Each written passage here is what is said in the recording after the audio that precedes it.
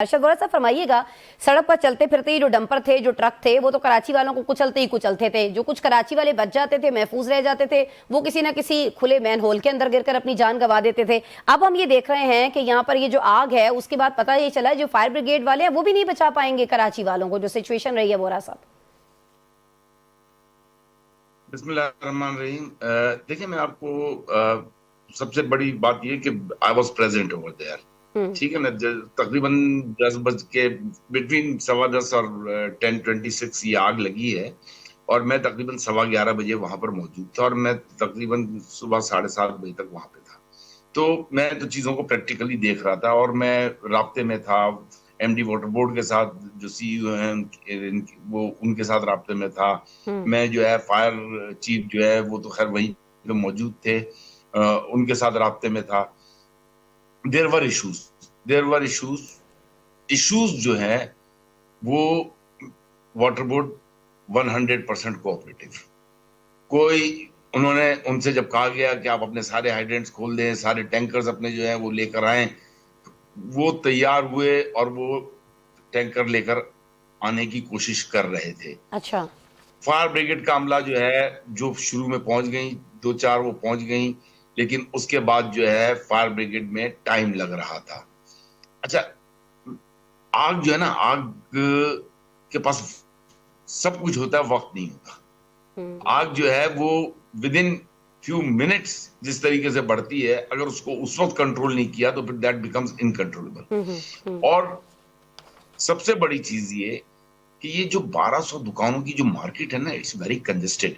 यहाँ पे एक बच्चा पैदा होने से लेकर शादी ब्याह के जहेज के सामान तक की तमाम चीजें यहाँ पर मिलती हैं। ऐसे ही I mean you name it, you will get it. ऐसे ही बिल्कुल। कोई चीज ऐसी नहीं है जो गुल प्लाजा में ना मिलती हो। तो आप हिसाब लगा लें कि 7 से 8 हजार तो सिर्फ और सिर्फ गुल प्लाजा का मिला। 7 से 8 हजार इस तरह के 1200 दुकानें। और मैं, क्योंकि ये मेरी कॉन्स्टिट्यूंसी है और मैं यहाँ पर अक्सर विजिट करता हूँ, तो जैसे कोई एक दुकानदार है, उस दुकान का मालिक है, उसके साथ या तो उसका बेटा काम कर रहा है या उसके साथ उसका बाप काम कर रहा है या कोई भतीजा हेल्पर काम है कर रहा साथ में। तो कम से कम 2-3 लोग तो दुकान के मालिक हो गए, 2-3 लोग उसके एम्प्लॉय हो गए। ठीक है ना। तो जब 1200 दुकानें हैं तो यू कैन मल्टीप्लाई इट। अच्छा, इरेगुलरिटीज हर शॉपिंग सेंटर में आपको मिलेंगी, मेजॉरिटी ऑफ देम। अब जो इशू आया है, let me address the issue. The issue was the traffic management, traffic congestion, जो कि कराची में रोज का मामूल बन गया है।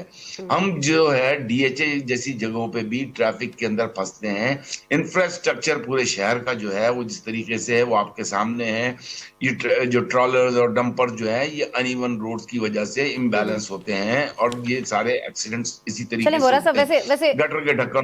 वैसे वोरा साहब आपने बड़ी खूबसूरती से सारा का सारा जो है ना वो ट्रैफिक पे डाल दिया। मुझे वैसे आपके जवाब पे थोड़ी हैरत भी हो रही है।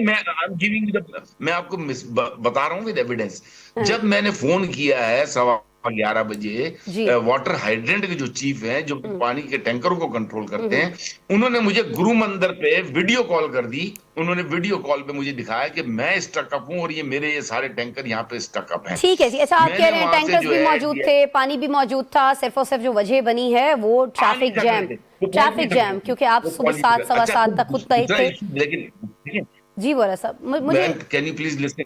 जी प्लीज। दूसरा इशू ये था कि वो जो बात मुराद अली साहब कर रहे थे कि पब्लिक बहुत थी, बिल्कुल बहुत पब्लिक थी, हजारों लोग थे। उनको कंट्रोल करने के लिए 5 से 10 पुलिस वाले थे। सिर्फ नबी बख्श थाना जो कंसर्न थाना है, सिर्फ उसके 5 से 10 लोग थे। 15 होंगे, 20 होंगे,